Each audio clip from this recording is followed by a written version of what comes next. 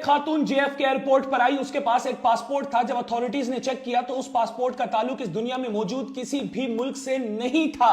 क्या वो खातून किसी दूसरी दुनिया से आई थी? जब उस खातून को एक कमरे में बिठाया गया तो कुछ ही देर बाद वो खातून वहां से गायब हो गई। जो पासपोर्ट उस खातून के पास मौजूद था वो इतना ऑथेंटिक था कि उस पासपोर्ट में चिप भी लगी हुई थी। नाजरीन, इस तरह की एक आर्टिफिशियल इंटेलिजेंस के जरिए से वीडियो बनाई गई, सोशल मीडिया पर अपलोड कर दी गई और लोग उसको सच समझने लगे, जबकि ऐसी कोई खातून JFK एयरपोर्ट पर नहीं आई। इस वीडियो को आर्टिफिशियल इंटेलिजेंस के जरिए से बनाया गया था। हकीकत क्या है? ऐसा हुआ जरूर था। हुआ था जापान में 1954 में। एक गोरा शख्स जापान के एयरपोर्ट पर आता है 1954 में। उसके पास एक पासपोर्ट होता है। अथॉरिटीज जब चेक करती हैं उस शख्स को तो पता चलता है कि जो पासपोर्ट इस शख्स के पास मौजूद है वो पासपोर्ट तो इस दुनिया में मौजूद किसी भी मुल्क का नहीं है। तो अथॉरिटीज उसके सामने नक्शा रखती हैं और उसको कहा जाता है कि तुम्हारा मुल्क कौन सा है उस पर उंगली रखो। नाजरीन, इस शख्स की जानिब से स्पेन और फ्रांस के दरमियान एक जगह पर उंगली रखी जाती है और यह कहा जाता है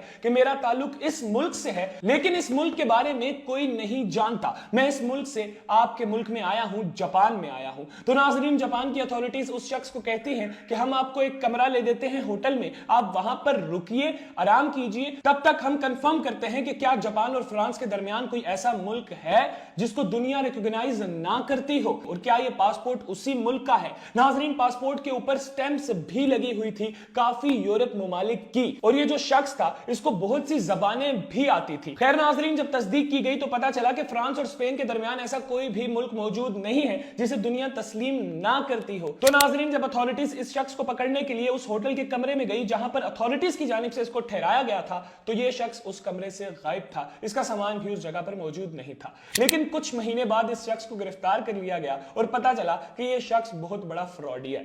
तो ये जो स्टोरी सोशल मीडिया पर गर्दिश कर रही है खातून की, इस स्टोरी को आर्टिफिशियल इंटेलिजेंस के जरिए से बनाया गया है। असल वाकया इस तरह का पेश आया जरूर था 1954 में, जब एक गोरा शख्स फ्रॉड के चक्कर में जापान के एयरपोर्ट पर पहुंचा था और उसने बोला कि जी स्पेन और फ्रांस के दरमियान एक मुल्क है जिसके बारे में दुनिया नहीं जानती, मेरा ताल्लुक उधर से है। तो जब जापान की अथॉरिटीज ने अपनी कंफर्मेशन की तो उनको पता चला कि जी स्पेन और फ्रांस के दरमियान तो कोई ऐसा मुल्क ही नहीं है जिसको दुनिया ना मानती हो।